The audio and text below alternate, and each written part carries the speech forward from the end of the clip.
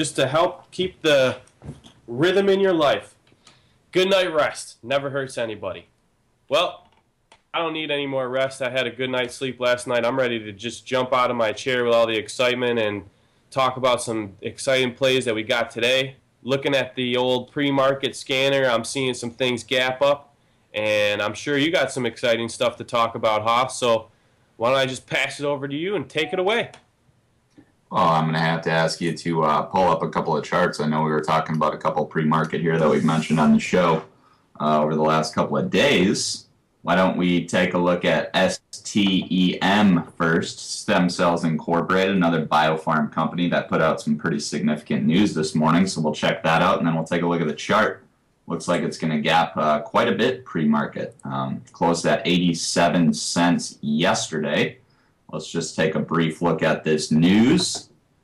Stem Cells Incorporated today announced preclinical data demonstrating that its proprietary human neural stem cells restored memory and enhanced synaptic function in 2 animal models relevant to Alzheimer's disease. The data was presented today at the Alzheimer's Association International Conference 2012 in Vancouver, Canada. So without going over all the details, a couple things to note. Preclinical stage trials here and animal models. And usually the preclinical stage is either done in little vials, which is in vitro, or in animal models before they actually move to human trials. And, you know, there's lots of contradiction in the, the whole stem cell clinical trial area. We've seen a couple of companies get approval to, start trials on humans and whatnot. We've seen Advanced Cell Technologies, ticker ACTC. They're doing some stem cell trials with human retinal cells and macular degeneration, but it took them, tons of years to actually get approval to start those trials. So that's one of the issues you got to consider when you're looking at a company like this. You also have to consider that they're in their preclinical stage, so it's going to take them a long time to advance to any point where they might get approval to actually treat humans for payment, other than the clinical trials. So it might be a while before they start bringing revenues. But nonetheless, huge news for the company. Positive data. Alzheimer's disease, huge disease, huge market. I hate to say that with something so detrimental to the human mind, but yeah, it's a big market. So if they actually do proceed through these clinical trials, it's going to be some big bucks for this company, which is why you're seeing the interest this morning. So why don't we take a look at that chart? Go for it, Sumo. Certainly, and you aren't kidding with it being such a huge market. I know it's very common, Alzheimer's. It affects a lot of people, that's for sure.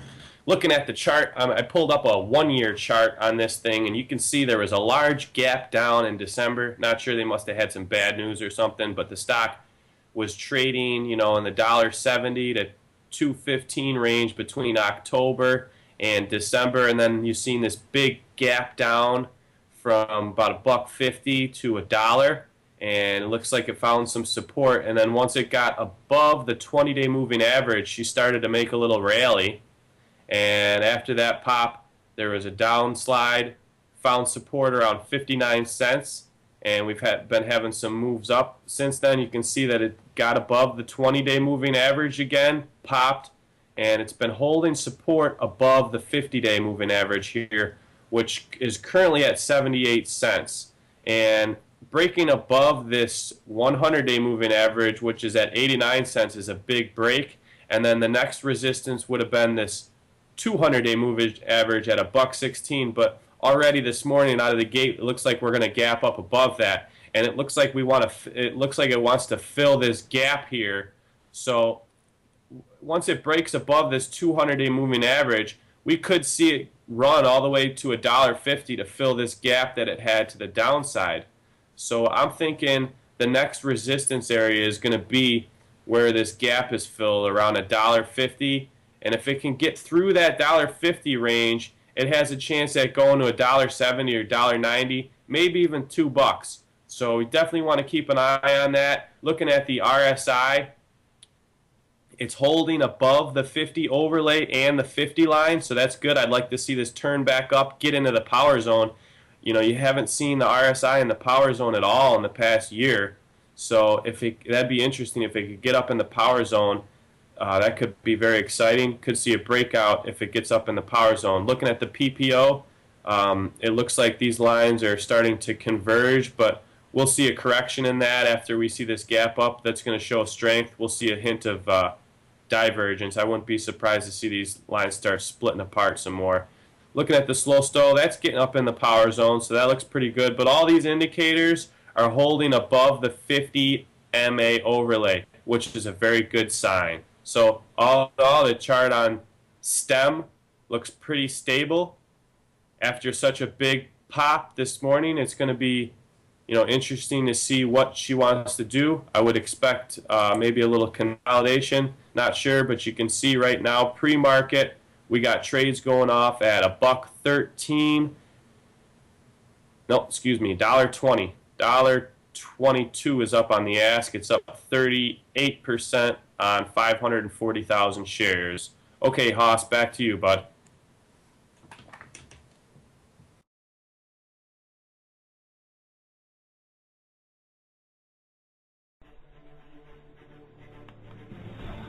Thank you for listening to Stock Traders Talk Radio. All views and topics talked about on Stock Traders Talk Radio is solely for entertainment purposes. We are not professional financial advisors and always recommend you seek the advice of a professional financial advisor. Never invest in any stock featured on our show unless you can afford to lose your entire investment. The information contained on our show is based on sources which we believe to be reliable, but is not guaranteed by us as being accurate, and might not be a complete statement or summary of the available data. Stock Traders Talk Radio advises that the investments in companies profiled are commonly considered to be high risk, and use of the information provided is at the investor's sole risk. Thank you for listening to Stock Traders Talk Radio.